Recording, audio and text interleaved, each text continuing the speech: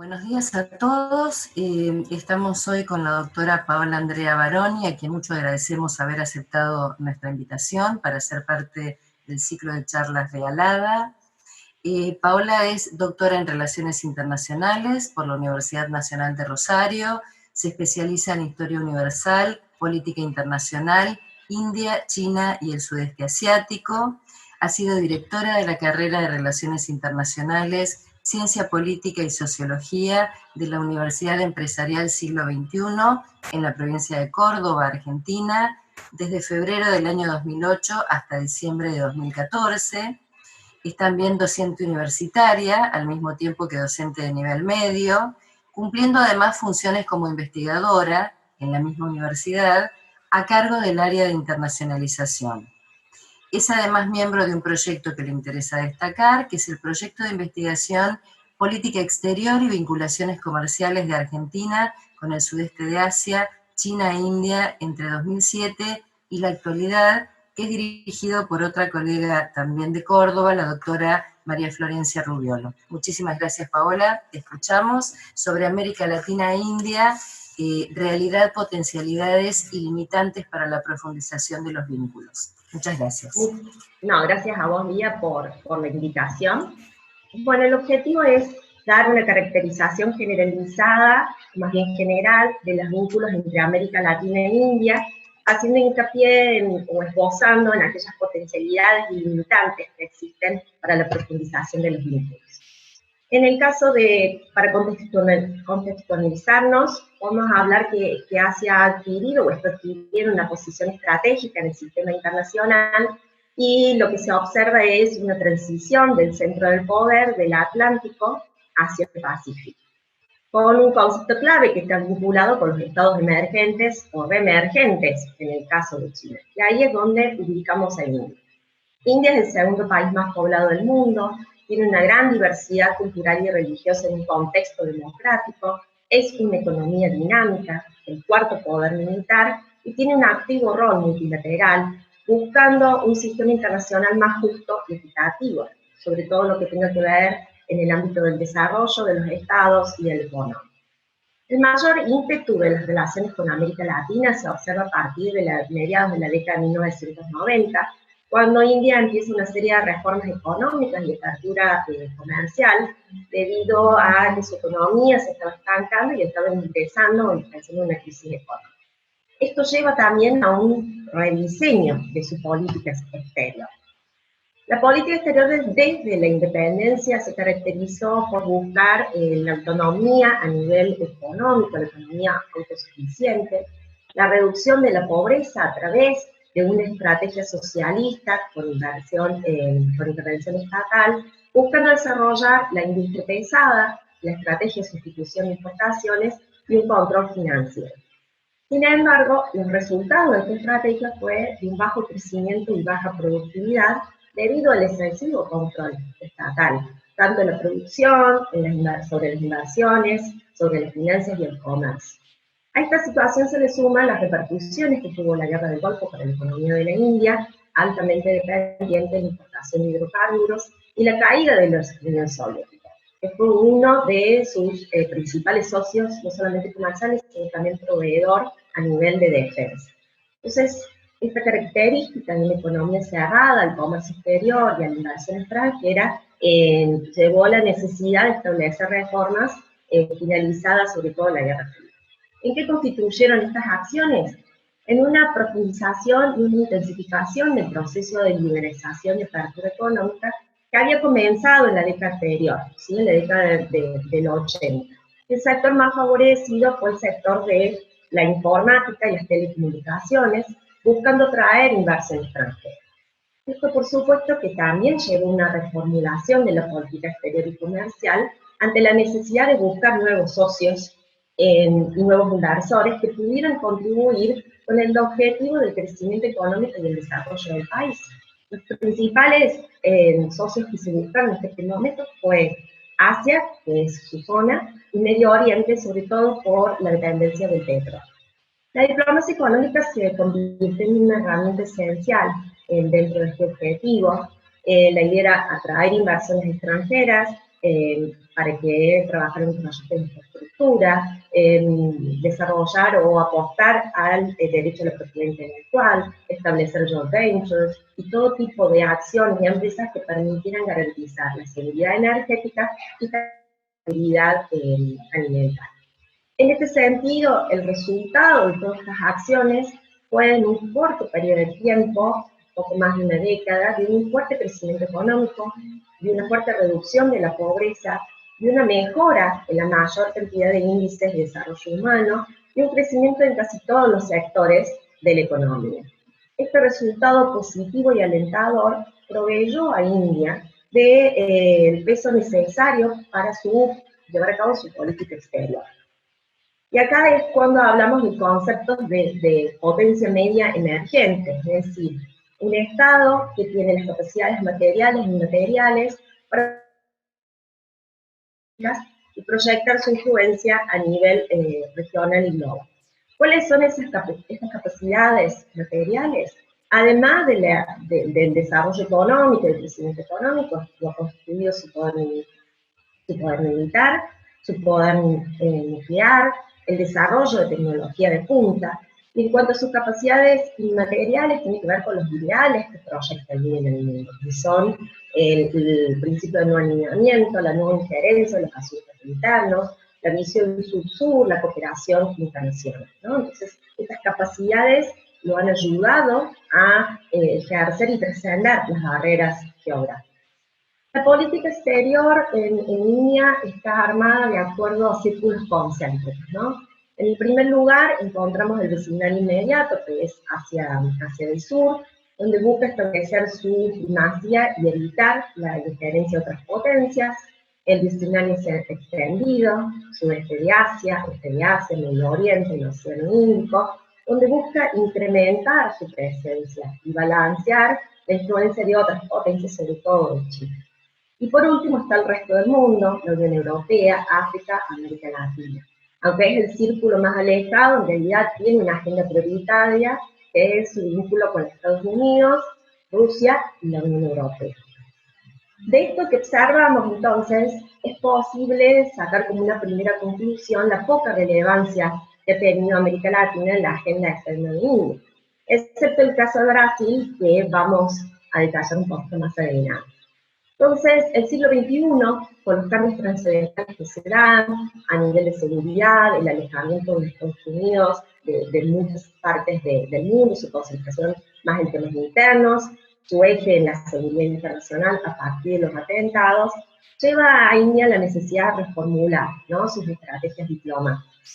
Sin embargo, la lentitud de ciertas reformas domésticas hace que la crisis del 2008 tenga un fuerte impacto sobre India, poniendo de manifiesto gran parte de sus vulnerabilidades, ¿no?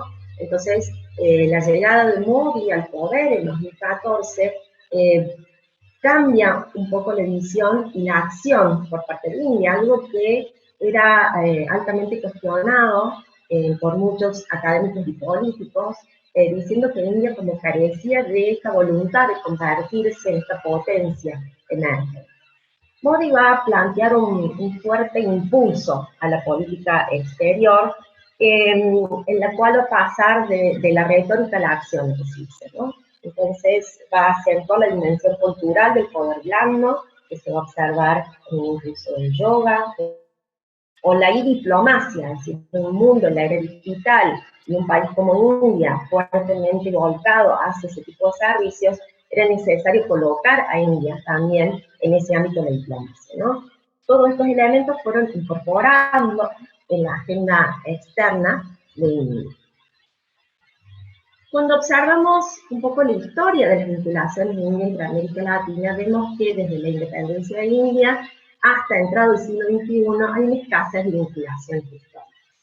¿Y esto qué se debe? Por un lado, a la distancia geográfica, a procesos históricos diferentes vividos por cada uno, a la brecha lingüística, a diferentes tendencias políticas, y sobre todo porque los estados tienden a dar prioridad a temas internos y regionales.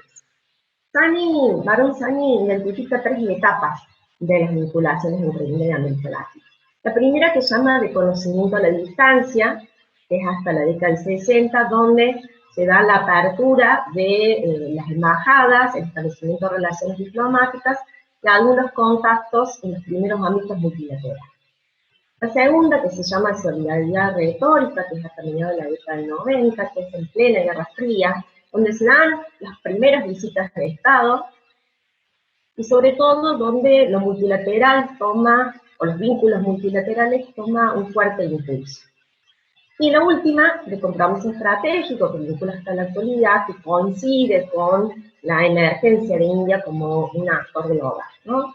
Entonces, en el de conocimiento a la distancia, los primeros encuentros se dan en el Caribe, por la presencia de la diáspora india en dichos países, que eran aquellos que habían ido a trabajar en las plantaciones británicas en dichos sitios. En ambos casos, lo que sí se observa es que tanto uno como el otro estuvieron en la periferia de las prioridades de la política exterior, ¿no?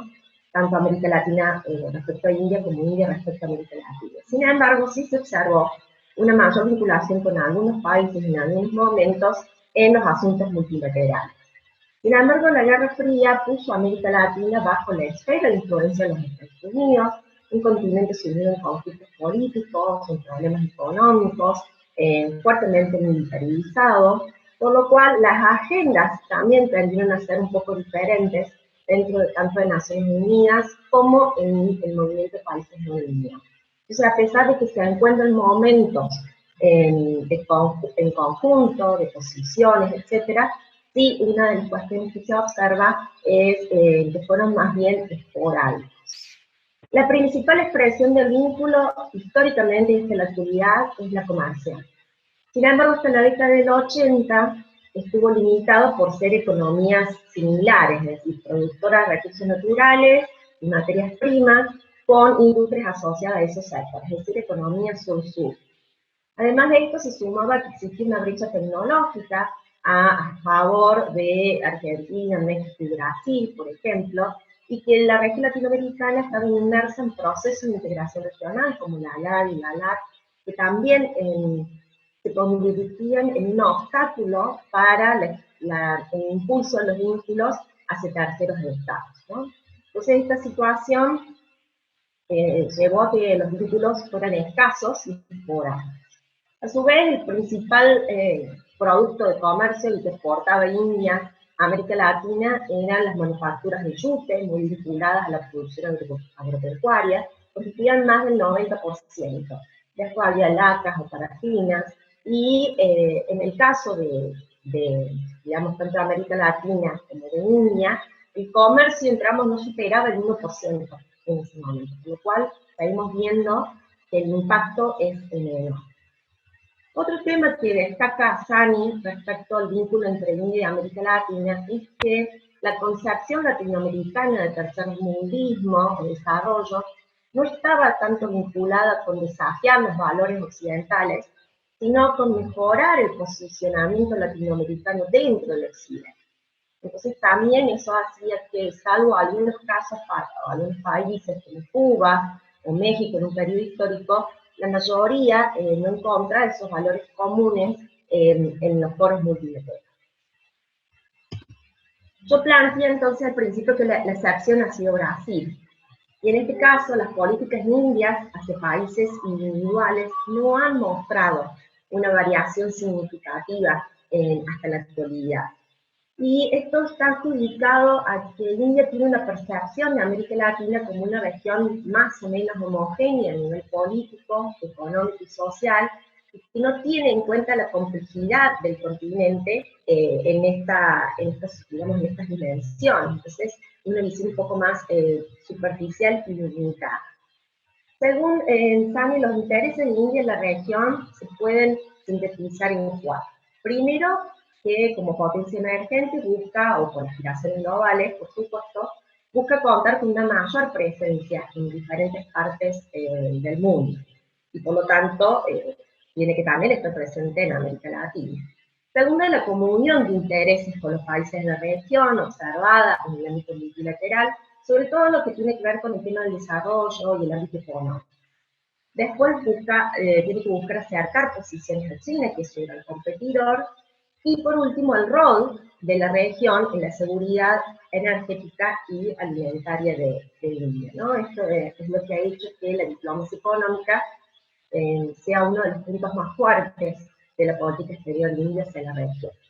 ¿Y qué podemos decir de los intereses de América Latina al respecto? Claramente, siendo un continente tan diverso, heterogéneo, es muy difícil establecer, deberíamos analizar cada uno de los países, pero podemos reunirlo en tres grandes intereses. Por un lado, la necesidad de nuevos socios comerciales y de diversificación comercial, sobre todo en un periodo histórico en el cual China había captado la atención de los países latinoamericanos, debido a un alejamiento tanto de Estados Unidos como de Europa a nivel comercial, las trabas que ponían ambos países para el desarrollo comercial de los países latinoamericanos, sobre todo lo que tiene que ver con América del Sur, que son agricultura y manufacturas de origen agropecuario. Entonces, tanto China y sobre todo como India también se acercan como elementos de poder diversificar el comercio. Segundo, las inversiones. También están fuertemente todavía limitadas a Estados Unidos y a Europa. En la aparición de China y también de India genera estas oportunidades de inversiones en aquellos ámbitos que era más difícil lograrlo con capitales propios. Y por último, la cooperación internacional. Sobre todo en la tecnológica, en la cual India se destaca. Acá es importante remarcar las diferentes imágenes que tienen China e India que proyectan en el continente, ¿no? La India es más vista como una amenaza, además de ser una oportunidad, como un poco más agresiva. En cambio, la imagen de India está asociada al yoga, a la medicina ayurveda, a Gandhi, al movimiento pacifista. Entonces, una imagen a ser una gran democracia también, ¿no? Entonces, tiene una imagen mucho más suave, lo que puede generarle muchísimas mayores oportunidades en la región. Respecto a la política exterior de India hacia América Latina, la estrategia desarrollada ha sido de un acercamiento múltiple, sin embargo, que ha sido diseñada en la década del 90 y no ha contado en la actualidad con mayor innovación. El eje principal sigue siendo comercial, no nos olvidemos los objetivos de la seguridad energética y alimentaria. Sí se ha observado un fuerte incremento del intercambio comercial, que ha superado más de 40 veces. Sin embargo, uno si analiza en detalle sigue estando por debajo de su potencial. Y aquí ingresamos a la dimensión comercial de los mismos. ¿Por qué esto? En un primer esbozo podemos decir que el papel de India en el comercio internacional es mucho menor que el de China, porque su apertura comercial es reducida y controlada y cuenta con elevados niveles de protección, ¿no? ¿En qué se observa esto? Por ejemplo, hacia el periodo 2014-2015, el arancel promedio para productos agropecuarios fue de un 36,4%, mientras que los de China fue de un 14,1%. Y segundo, que la estructura arancelaria es invertida para productos industriales, es decir, mientras mayor componente tecnológico tiene el producto, menos arancel tiene. Entonces esto dificulta mucho el comercio entre India y América Latina. Otras acciones que muchos países también latinoamericanos tienen son contingentes arancelarios, es decir, se incrementa el arancel mientras más productos se importen, ajustes de aranceles por parte del gobierno, que a veces es una decisión, no digo arbitraria, pero sí de una forma por ahí no comunicada suficientemente, entonces no le da seguridad al importador, una arancel ad valorem, medidas para arancelarias, impedimentos técnicos. Entonces tiene una estructura arancelaria muy compleja que muchas veces eleva los costos, no solamente a nivel monetario, sino también de tierra. Este tipo de cuestiones, sobre todo lo que afecta es a América del Sur. ¿Por qué? Porque América del Sur exporta materias primas, manufacturas de origen agropecuario por productos manufacturados. Sin embargo, a pesar de estos elevados aranceles, sí se observa que eso no ha interrumpido o no ha dificultado en cuanto a la venta, ¿sí? Porque los países sudamericanos pueden satisfacer mínimamente las necesidades, ¿no? Diferente es el caso de México, América Central y el Caribe, donde hay la vinculación es más de tipo norte-norte, ¿sí?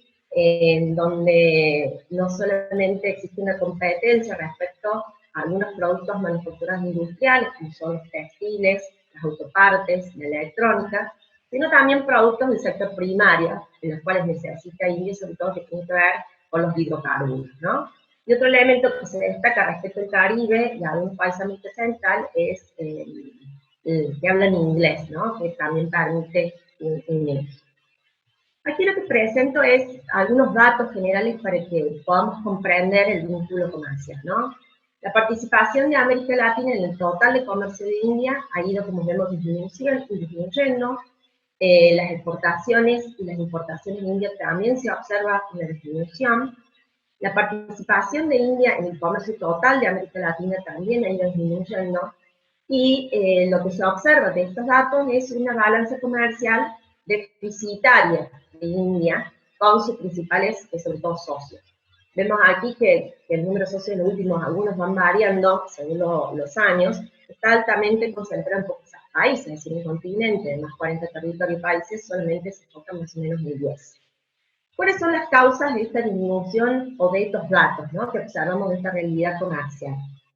En primer lugar, una caída estrepitosa de los precios internacionales de los productos que exportan la mayoría de los países latinoamericanos, ¿no?, que se empezó a dar a partir de 2014. Segundo, la caída del comercio internacional, que viene desde la crisis del 2008 y nunca recuperó los niveles antes de esa crisis.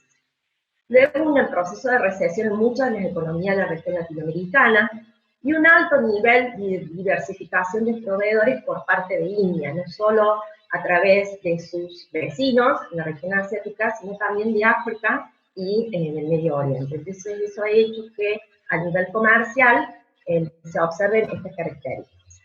Aquí lo que podemos ver en este gráfico es la evolución del comercio, tanto en el crecimiento de las exportaciones, las importaciones, y claramente se observa la balanza comercial deficitaria. Sí, lo que podemos observar, tomando en cuenta algunos años, son el impacto de la crisis de 2008 y 2009, ¿sí?, cómo va ido impactando en el comercio internacional, ¿sí?, tanto que se observa no solamente en las importaciones, la caída podemos observar aquí cómo se recupera, sino que vuelve a caer a partir de 2015, que eso tiene que ver con los precios, la caída de los precios internacionales a partir de 2014 de las commodities, ¿sí? Y acá vemos cómo ha ido creciendo, con estos altibajos, el comercio internacional en este año. En este otro gráfico lo que podemos ver es la concentración del comercio con América Latina en muy pocos países. Brasil, Venezuela y México, ¿sí?, se llevan más del 60% del comercio con la región, y en el caso de Venezuela y México está casi enfocado en el petróleo, en un solo producto, ¿no? Entonces eso también es una cuestión que levanta una bandera roja sobre algunas cuestiones que cambiar en el comercio bilateral. Vayamos entonces a un poquito más de detalle de la canasta comercial. Las exportaciones desde América Latina constituyen mayoritariamente en commodities: petróleo, cobre, aceite comestible, oro, azúcar, ¿sí?, y otros como carbón, coque, hierro de acero. Estos pocos productos constituyen el 90% de lo exportado por la América Latina en India, lo cual lo que nos dice es que está concentrado en muy pocos productos con un bajo valor agregado. Y las importaciones que realiza América Latina de la India, vemos que están muchísimo más diversificadas y que son productos con mayor componente tecnológico, productos farmacéuticos, agroquímicos, motocicletas, vehículos, autopartes, textiles, derivados del petróleo, derivados del hierro y del acero. Y solamente esta gran cantidad de productos constituyen apenas se pueden sintetizar como un 50% del comercio. Entonces hablamos de un comercio interindustrial. Y aquí sobresalen dos cuestiones. Primero, que la canasta de exportación de América Latina hacia India es similar a la que tiene hacia otros países asiáticos, como China o algunos países del sudeste asiático. Lo cual nos lleva a la segunda cuestión. Y acá ahí se levanta otra bandera roja, que tiene que ver respecto al planteamiento de la desindustrialización o una mayor primarización de las economías latinoamericanas, ¿no? Entonces la pregunta que hacían los otros días en un webinar era, ¿cómo India va a lidiar con este reclamo, con esta situación? Porque independientemente que es un cuestionamiento que generalmente emerge cuando se habla de China, de sus inversiones y del comercio con China, en realidad India también tiene una participación en este proceso de desindustrialización, ¿sí? O de mayor primarización de las economías, si no se tiene, si no se cambia, se modifica o se revierte este intercambio comercial. Aquí hay una cuestión, ¿por qué se lo asocia a India todavía a este cuestionamiento? Primero, porque el impacto del comercio es mucho menor que el que tiene China, y en segundo lugar, porque India tiene una imagen más positiva en América Latina que la de China. Pero esta es una realidad que se observa cuando uno hace el análisis comercial. Agencias gubernamentales. En este caso, las acciones son llevadas a cabo para financieros, y también suele existir una partida para empresarios latinoamericanos que quieran asistir a ferias mundiales. El segundo elemento ha sido establecer en la Foreign Trade Policy 2015-2020 poner un foco especial en América Latina, como parte de una estrategia a largo plazo para diversificar el comercio. Sin embargo, esto no se queda acá, sino existen otras actividades, como los cónclaves de negocios e inversión que realiza la Confederación de Industrias de la India, con el apoyo del gobierno indio. Y la idea es que estos cónclaves de negocios se estén constituyendo como plataformas de contacto entre actores privados y públicos de ambas partes, ¿no? Y ha tenido su éxito y su convocatoria. La inversión es otro aspecto de los vínculos comerciales. Y sabemos que el principal actor de la inserción comercial internacional en India es su vasto sector externo, aunque no tiene ni la misma capacidad ni los mismos recursos que el sector externo chino, ¿no? Que tiene mayor impulso por parte del gobierno, ya que son empresas gubernamentales. La inversión extranjera india en América Latina es muy limitada y mínima, aunque veamos 14.000 millones de dólares en este periodo, siendo muy limitada. Hay dos elementos que sobresalen.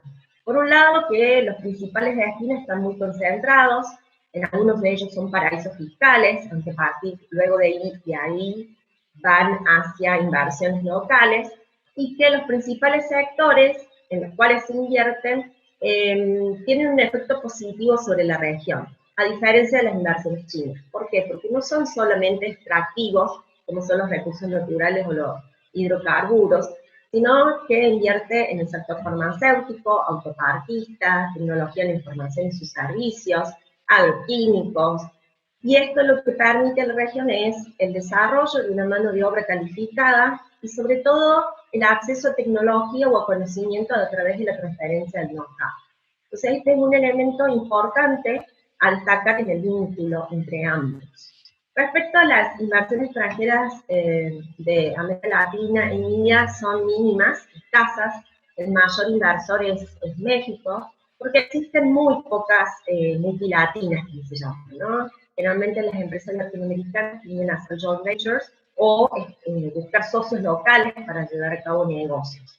Hay empresas que, digamos, que se destacan, como el grupo AG, que hace bebidas gaseosas de Perú, o en el caso de México, Kitsania Cinépolis, en el caso de los servicios, Argentina Biocidos y Vago, Brasil Marco Polo Vale. Existen varios, pero son mínimas las inversiones, sobre todo si las comparamos con la que es de India o China. El gobierno de Modi lo que ha buscado implementar son medidas para flexibilizar algunas de las restricciones que tenían a la inversión extranjera directa en el sector, por ejemplo, de agricultura y farmacéutico, y está buscando modificar los procedimientos administrativos a través, sobre todo, de agilizar la burocracia. Dentro de los vínculos comerciales entre los estados, los acuerdos comerciales se han convertido en un instrumento muy útil. Sin embargo, India ha sido reticente a firmar acuerdos de libre comercio y se ha enfocado más en acuerdos de alcance parcial. Tiene dos en la región solamente. el acuerdo de preferencias fijas con el Mercosur, que fue firmado en el 2004 y entró en vigencia en 2009, que es un acuerdo muy limitado a nivel comercial porque las preferencias significativas se dieron a grupos de productos que tenían un arancel vigente casi nulo o muy reducido. Entonces no es un acuerdo que haya tenido un impacto a nivel comercial, aunque sí muestra la voluntad política y los intereses comunes a nivel político entre las partes. Aunque hubo un intercambio de listas para ampliar el acuerdo en 2016, las negociaciones se encuentran estancadas, no solamente por problemas y situaciones que ocurren a nivel de cada lado, sino porque hay una resistencia a los sectores industriales de Argentina y Brasil y el sector agrícola por parte de la India. Claramente que renovar este acuerdo es muy importante, ampliar este acuerdo es muy importante, y las negociaciones vis a vis van a ser con una mayor simetría de poder que aquellas que se pueden realizar a nivel bilateral, un país con otro país. El segundo acuerdo es el acuerdo preferencial parcial con Chile, que entró en vigencia en 2007, que también fue limitado, pero que fue ampliado en el 2014. A su vez, se ha buscado nuevamente ampliarlo, no solamente a nivel comercial, sino incluir otras cuestiones vinculadas a las inversiones, por ejemplo, que comenzaron las negociaciones en diciembre de 2019 para esta ampliación, y que, bueno, debido a la pandemia se han tenido que ahora suspender. Además, cuenta con negociaciones con Perú, que vienen desde el año 2015, ya lleva, si no me equivoco, 5 rondas de negociaciones, y también se encuentran estudios sobre facilitar un acuerdo con Ecuador y Colombia. De lo que se observa hasta ahora es, una de las características que podemos decir negativas, es la lentitud de las negociaciones y para alcanzar un acuerdo y para que ese acuerdo, una vez alcanzado, se implemente. Y el segundo elemento es que hay como una voluntad de ambas partes, tanto de los países latinoamericanos como de India, de avanzar en estas negociaciones. Otro elemento que se destaca es la fuerte actividad que realizó la Alianza del Pacífico a partir de su creación para comprometer a India a buscar inversiones y comercio. Realizó muchas acciones en la India para la promoción. India solicitó en 2014 ingresar como Estado observador. Lo que sí algunos académicos y especialistas plantean es que India no está aprovechando como debería el vínculo con la Alianza del Pacífico y que debería proponer o actuar para alcanzar, por ejemplo, el de Estado asociado antes de ser miembro pleno, que para eso necesitaría firmar un acuerdo de libre comercio con todos los niveles. Por otro lado, tenemos las finanzas, que es un elemento central para ayudar al intercambio comercial. En este caso, el sistema bancario indio está ausente en la región latinoamericana, lo único que existe es una sucursal del State Bank of India en San Pablo, y el Export-Import Bank de India, que en realidad provee asistencia financiera a exportadores e importadores de la India, tiene su sede en Washington, no tiene otra sede en los países latinoamericanos, y una de las mayores críticas que se le hace es que la administración de las líneas de créditos están muy influidas por una definición política, entonces por ahí también tiene más centrada en países como Brasil o Chile, y no permite ampliarlo a otros países latinoamericanos. Y otro elemento que lo distingue es que no participa en las instituciones financieras latinoamericanas, como si es el caso de Chile, ¿no? Ni participa en el BID, ni participa en la Corporación Andina de Fomento, o en el Banco Centroamericano de Integración Económica, que también ayudaría a que las empresas indias participaran, por ejemplo, en las licitaciones para proyectos de infraestructura. Entonces, en esta primera, digamos, dimensión, lo que podemos decir es que existe una brecha entre el comercio real y el potencial, y que esta brecha no responde a ventajas comparativas, sino que todavía existe un comercio muy distorsionado. No solamente por el alto costo de las transacciones comerciales, que se da de ambos lados, sino también por las barreras arancelarias y pararancelarias, de ambos lados también, los altos costos de transporte, la falta de infraestructura y conectividad, es decir, falta de puertos de gran calado, conectividad, por ejemplo, en América Latina, en la costa del Atlántico y del Pacífico, o conectividad dentro de la propia India, y la ausencia de un transporte directo. No existe línea marítima directa hacia la India, tienen la mayoría pasa por Singapur, lo cual alarga los costos y los tiempos.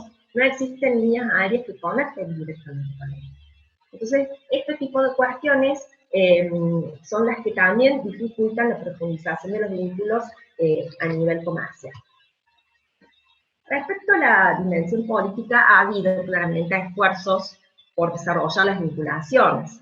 Uno de los primeros que se observa no solamente el establecimiento de relaciones diplomáticas, sino el establecimiento de misiones diplomáticas, es decir, de embajadas, porque cumplen la función de trabajar en el terreno, conocer la realidad de ese país, hacer los vínculos y los lazos, ¿no? India tiene en un continente de más de 40 países, 13 representaciones solamente diplomáticas, y América Latina tiene 19 representaciones en India, ¿no? Muchos de las, yo no diría de las quejas, sino más bien de los planteamientos que se realizan es la necesidad de establecer mayores misiones diplomáticas en aquellos países estratégicos. También se han dado visitas oficiales de altos funcionarios desde ambos lados, presidentes, vicepresidentes, ministros, pero un elemento que sobresale, y que es una cuestión simbólica, ¿no? Es que el ministro Narendra Modi no ha realizado visitas o giras, o visitas oficiales o giras a nivel bilateral. Solamente ha llevado a cabo visitas en marcos multilaterales, una en 2014 en la reunión de los BRICS en Brasil, donde el presidente Lula invitó a los otros jefes de Estado de los países sudamericanos a reunirse con el primer ministro Modi, y en 2018 en la reunión del G20 en Buenos Aires, donde se llevaron algunas reuniones bilaterales con algunos países de la región. Y por último tuvo una parada breve de un par de horas en México, en su camino hacia Estados Unidos. Algo que es, mira, vuelvo a repetir, simbólico, que no afecta la profundidad de los desarrollos, sí, lo que pone de manifiesto es la intención, la prioridad, qué dice India respecto a América Latina, que no se ha realizado una gira del primer ministro en la región a nivel bilateral, ¿no? Vuelvo a repetir, es simbólico, pero tiene mucho que decir respecto a la prioridad que se le da a la región. También, como en todos vínculos, existen mecanismos institucionales que sirven para revisar los vínculos de diversas índoles, se reúnen en forma periódica, una vez al año, cada 2 años, según se establece agenda de trabajo, pero cuando uno empieza a leer y observar sobre los memorándum de estas reuniones, se nota que en la mayoría de los casos, excepto Brasil, se avanza muy poco, ¿sí? En la agenda. Se repite constantemente la necesidad de profundizar y de avanzar. Esto tiene que ver con voluntad de ambas partes, ¿no? Para llevar a cabo. Entonces, por ahí no se comprende por qué todavía no está esa acción respecto a profundizar estos vínculos. El gobierno indio también ha creado áreas comerciales y de marketing en algunas de las misiones diplomáticas de la región para profundizar los vínculos. Países latinoamericanos han establecido, por ejemplo, agregadurías de defensa, agregadurías agrícolas, además de un montón de agencias comerciales que se han instalado en India para hacer estudio de mercado y favorecer el intercambio comercial y los negocios. En esta cuestión lo que podemos decir es que muchas veces, por más que haya alineamientos por parte de los gobiernos, la acción en el terreno la tienen que llevar a cabo las embajadas, los embajadores o los cónsules. Muchas veces no cuentan con los recursos necesarios para llevarlo a cabo, y otras veces no hay como una voluntad, también se ha observado, de llevarlo a cabo. Puede haber un lineamiento, pero en realidad el trabajo del terreno depende mucho de la voluntad de los recursos con los que cuentan las misiones diplomáticas. Y como había planteado la dimensión comercial, dentro de esta dimensión política, también podemos hablar de los eventos los cuales ha participado y promociona el gobierno de India, seminarios, conferencias, ferias, exhibiciones. Y observamos en los últimos tiempos a dónde han estado enfocados, ¿no? El sector salud, ingeniería, construcción civil, arquitectura, sector farmacéutico, industria textil, industria de la moda, es decir, todos sectores con un alto valor agregado, donde las inversiones indias pueden acercarse y donde existe una posibilidad de desarrollar el comercio más allá de las commodities. Y respecto a su poder blando, en este caso, de las acciones llevadas a cabo por el gobierno, sobre todo a partir de Modi, ha sido no solamente el establecimiento para algunos países de la región de la visa electrónica para turistas, la e-tourist visa, que es algo mucho más fácil, no hay que ir a la embajada, se realiza a través de los medios digitales, el establecimiento del Día Internacional del Yoga en 2015, donde trabaja fuertemente para difundir la cultura del yoga y la medicina ayurveda, y trabaja con los gobiernos locales para los eventos y la promoción. Y de ambos lados se dan festivales de cine, de literatura, muchos de los países latinoamericanos trabajan con el Instituto Cervantes, traducción de libros, en el caso, por ejemplo, de Argentina se tradujeron obras de Roberto Ar, de Borges, tanto al hindi como al bengalí, el establecimiento de comidas típicas o de productos típicos de cada una de las regiones latinoamericanas, como en el caso de Argentina, que es más conocido el Día del Malbec, de bailes como el tango y salsa, ¿sí? Que son elementos que ayudan a romper la brecha del desconocimiento. Sin embargo, hay puntos a trabajar, ¿no?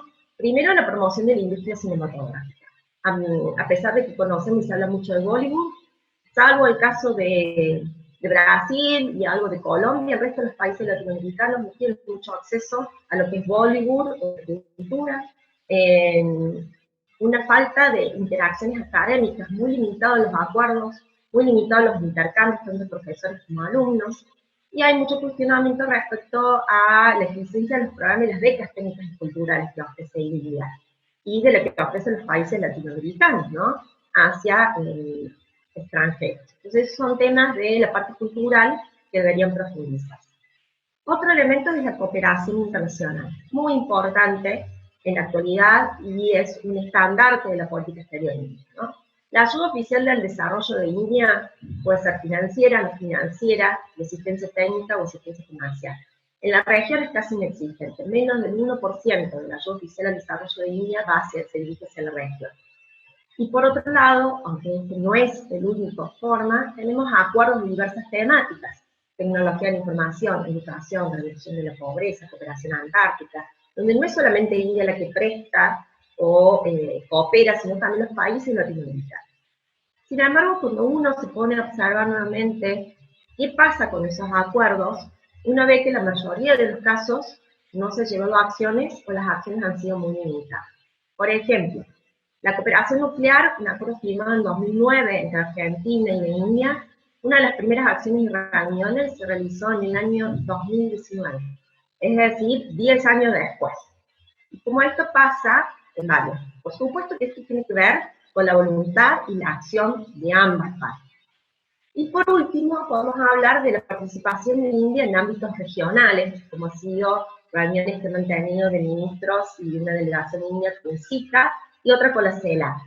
En este caso, sobre todo la de CELAC se da después de que ya se inauguró el capítulo India-CELAC, ¿no?, que ya está como conformado, tiene reuniones más periódicas, un montón de documentos. Todavía a India le falta mayor acción y actividad de ese tipo de cuestiones. Aquí podemos ver un listado hasta 2015 de los principales acuerdos claves con socios de América Latina, y podemos observar que se concentra en Argentina, en Brasil y en Chile, la mayor cantidad de acuerdos. Dos cuestiones yo marqué a lo largo de la charla: la excepción de Brasil y la dinámica competitiva de Chile en la región. Son dos elementos que sí tenemos que tener en cuenta cuando hablamos de la relación India-América Latina, cuando observamos estas características de la relación entre India y América Latina.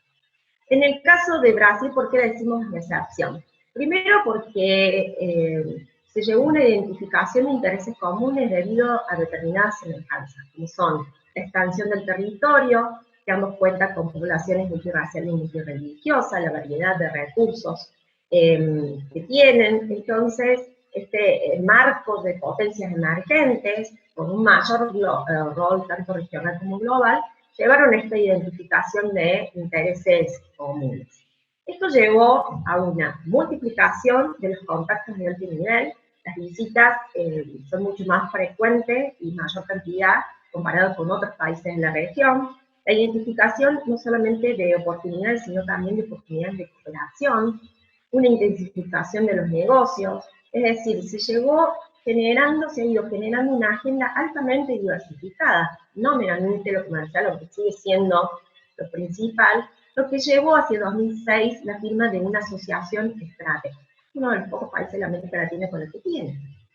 Sin embargo, entender la relación de India con Brasil no se puede limitar a lo bilateral, sino también se tiene que hablar de lo multilateral. Van de la mano, ¿no? Entonces la conformación de grupos o foros como el IPSA, BRICS, el 4, el G20 dentro de la OMC, el DEICSI, fueron elementos que expresaron sus intereses en común, que llevó a agendas en común y sobre todo a coordinación de posiciones en común en otros foros multilaterales o en negociaciones internacionales. Es decir, buscaron potenciar su poder y sus intereses. Esto también se ve expresado en la intensificación y la profundidad de las acciones en los mecanismos institucionales establecidos. No hay una comisión mixta de comercio, sino hay un mecanismo de monitoreo del comercio que es bien específico, una comisión de defensa, un consejo científico, y el apoyo que le ha dado, por ejemplo, Brasil a India para ingresar al grupo de proveedores nucleares, la cooperación espacial, un sistema de defensa. O sea, todos estos elementos muestran la importancia de los vínculos, que fueron estimulados claramente desde ambos lados, ¿no? Entonces muestra la diversificación de la agenda y de los vínculos, la profundidad de los vínculos, claramente ha estado también sujeto a condiciones locales y regionales, ¿no? Eventos locales y regionales que por ahí terminan disminuyendo. Entonces, la concentración casi exclusiva en Brasil no le ha permitido mirar a India, que existe muchos más países con posibilidades para subir. El segundo elemento que planteé fue la dinámica competitiva de China en la región. China tiene una estrategia delimitada, sistemática y a largo plazo hacia América Latina. No solo para involucrarse ella en la región, sino también para involucrar y comprometer a los países latinoamericanos también. Esto llevó a una preparación de los diplomáticos, no solo que fueron enviados a la región para estudiar y para aprender el idioma, sino también que llevó a la creación de centros de investigación sobre la región en China. Esto, el culmine de esta estrategia son los libros blancos, ¿no? El primero en 2008 y después renovado en 2016, donde expone claramente cuáles son los lineamientos de China hacia la región, algo que India por ahora no cuenta. A eso se suma una fuerte presencia de China en la región a nivel comercial, ha habido un claro incremento del comercio, unos bajos aranceles, la cantidad y el monto de las inversiones que se han volcado hacia el continente. La presencia de China permite explicar en parte el gran crecimiento económico que se da en la región latinoamericana a partir del año 2003-2004. Sus demandas de materias primas, sus demandas de recursos naturales, de manufacturas de origen agropecuario, etcétera, su demanda que es importante, llevó a un boom en cuanto al desarrollo del comercio bilateral. Otro elemento que se caracteriza es la conectividad física y logística con la que encuentra China con los países latinoamericanos. Hay transporte marítimo directo, el rol financiero que cumple en la región, los swaps de monedas, en el caso de Brasil y Argentina, su participación en el BID, y una clara utilización de su poder blando, enfocada en los institutos Confucio, no solamente para aprender el idioma, sino también la cultura, la expansión y profundización de los vínculos académicos. El gobierno chino ofrece importantes becas, tanto de grado como de posgrado, para aprender idiomas, y claramente el compromiso y la herramienta utilizada de la diáspora. Bien, como para ir terminando esta caracterización general de los vínculos. Entonces, históricamente las vinculaciones entre América Latina en India han sido escasas hasta el siglo XXI, donde se daba un despegue. El flujo de comercio y inversiones, aunque han crecido por 40, está por debajo de su potencial. Esto se debe a las barreras arancelarias y parancelarias desde ambos lados, y sobre todo la dificultad está en la concentración en escasos productos que tiene la exportación de América Latina, y pocos países son los que se vinculan de América Latina con India, ¿no? Eso esto genera que la inserción de América Latina en India sigue inserción vulnerable, que se da a través de la seguridad energética alimentaria, que en realidad son productos cuyos precios y montos y las cantidades oscilan mucho, ¿no? Dependen más del contexto externo que del valor en sí del producto, mientras que los precios de los productos manufacturados tienden a ser más constantes. Entonces acá se observa que hay una necesidad de profundización de la cooperación, de los vínculos comerciales, los vínculos políticos. Y una observación que se hace es que los gobiernos de ambas regiones no han acompañado el acercamiento con mayor infraestructura y procesos menos burocráticos, ¿no? Se observa que es un acercamiento más bien no planificado, que ha respondido más a coyunturas internacionales particulares que a una idea política de acercamiento.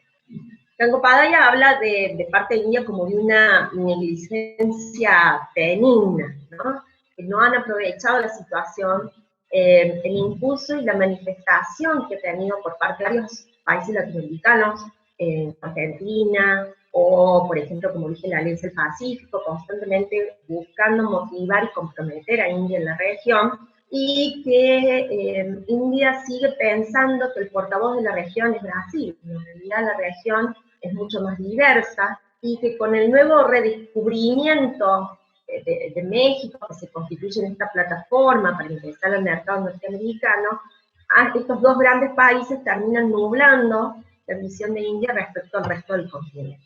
Entonces, ¿cuáles serían las propuestas y los desafíos? Por un lado, las negociaciones de acuerdos comerciales integrales, ¿no? Como el que tiene con Perú, con Chile, el que está desarrollando con Perú, que busca que vaya más allá de lo comercial y busca incluir, por ejemplo, inversiones, relaciones comerciales, profundizar el Mercosur, ver una opción para la Alianza del Pacífico, para que ambos puedan competir bajo mejores condiciones en el mercado de cada uno, ¿no? Y respecto a terceros estados. Segundo, mejorar las inversiones recíprocas. En este caso, tanto India como los gobiernos latinoamericanos deben promover y facilitar las inversiones, estimular y ayudar a los empresarios. Y acá un actor fundamental en los últimos tiempos ha sido los emprendedores, sobre todo en el sector de servicios, ¿no? Sería muy importante que ambos gobiernos los impulsen con políticas, siempre que tengamos en claro que tienen que haber reglas claras en países sobre la inversión, ¿no? Que haya seguridad de la inversión y, por supuesto, una rentabilidad. En otro lado, la infraestructura hay que mejorar, los puertos, sobre todo gran calado, la generación de líneas marítimas y aéreas. En cuestión de infraestructura, ahí pueden ser, por ejemplo, las inversiones, ¿no? Como China está planificando muchas de estas inversiones, justamente el país que iba a conectar Brasil para salir por Perú, por ejemplo, ¿no? Y América Latina necesita diversificar su oferta exportable. Como la mayoría de las empresas latinoamericanas no tienen competitividad porque no manejan economía de escala, aquí una de las ideas es formar cadenas de valor regional, porque las empresas latinoamericanas no se pueden insertar por sus recursos, su capacidad de las cadenas asiáticas, por ejemplo, de valor. Entonces esto lleva a aumentar los estudios de mercado, aumentar o mejorar el conocimiento mutuo, que sea más profundo, e identificar y difundir ventajas mutuas, es decir, cuáles son los ámbitos en los cuales se puede mejorar el e-commerce, cuáles son esos nichos que todavía no se han explotado, ¿no? Entonces, por ejemplo, en el caso de los commodities tenemos el litio, que es muy importante para India para la generación de los autos eléctricos, o el shale gas. Y por el otro lado, creo que el COVID o la pandemia ha puesto en manifiesto un montón de otros sectores que mostraron a los países de ambos lados vulnerables. Por un lado, los productos del sector de salud, por ejemplo, respiradores, implementos médicos, o productos farmacéuticos como las drogas genéricas. Pero también, teniendo en cuenta el desarrollo de India, podemos pasar a la economía del conocimiento, es decir, biotecnología, nanotecnología, más allá de las TICs, ¿no? Del tema de servicios, medicina nuclear, energía nuclear, todo lo que tenga que ver con satelital y espacial. Es decir, existe muchos más ámbitos en los cuales se puede avanzar esquemas de cooperación tecnológica, científica y energética, además de constituirse en productos para comerciar, ¿no? Me parece que son dos ámbitos que son todavía muy importantes a tener en cuenta. Y también profundizar los contactos persona a persona, porque eso es lo que lleva después también a los negocios. Entonces, todo lo que tiene que ver con la cultura, la promoción del turismo, las artes audiovisuales, no solamente el cine, sino también, por ejemplo, la televisión. México, Colombia, Argentina, son muy buenos productores audiovisuales, ¿no? No solamente con toda la infraestructura que esto necesita, se puede complementar con la India, y sobre eso no ha habido mayor desarrollo, ¿no? Y sobre todo desde América Latina, profundizar el conocimiento del inglés. Creo que eso es muy necesario en la actualidad para que la brecha lingüística no se constituya en un obstáculo. Entonces, de todo lo que se ha presentado, hay claramente intenciones políticas, ha habido un avance en las vinculaciones, pero es necesario pasar de la retórica y de la sinergia de la coyuntura internacional a la acción, a buscar que estos vínculos se profundicen, estas potencialidades se lleven a cabo y que estos limitantes puedan ir desarmándose y desapareciendo de los vínculos bilaterales.